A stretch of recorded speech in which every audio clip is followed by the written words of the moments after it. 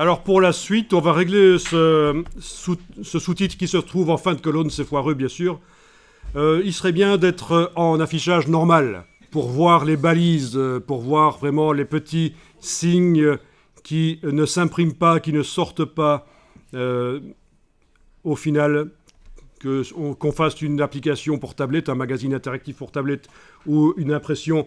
Le principe, c'est que ces balises-là, évidemment, ne s'impriment pas, elles sont là juste pour vous aider. Vous êtes donc en affichage normal.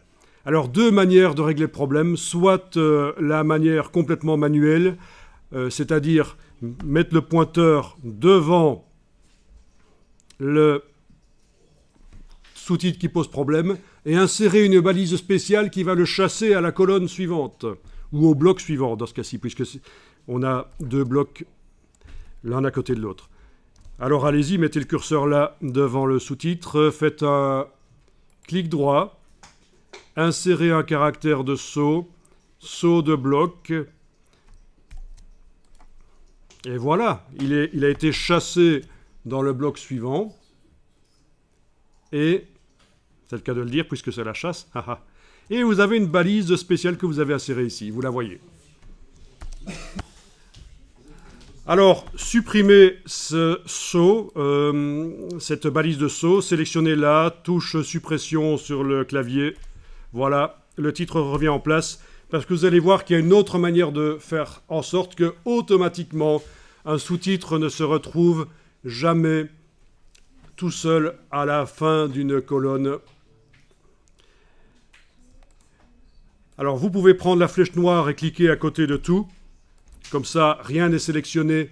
Vous n'allez pas par erreur faire quelque chose.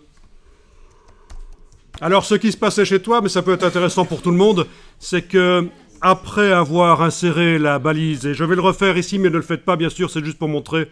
Après avoir inséré la balise de saut de bloc en début du titre,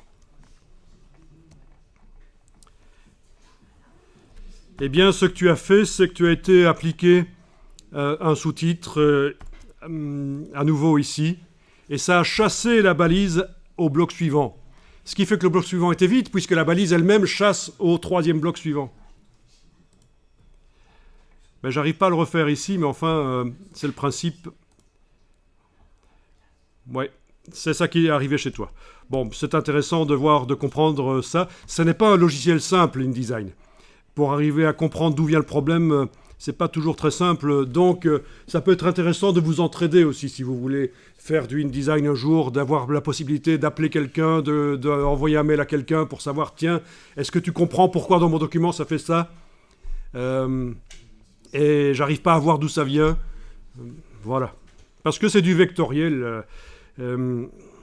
C'est du vectoriel et voilà, c'est pas évident.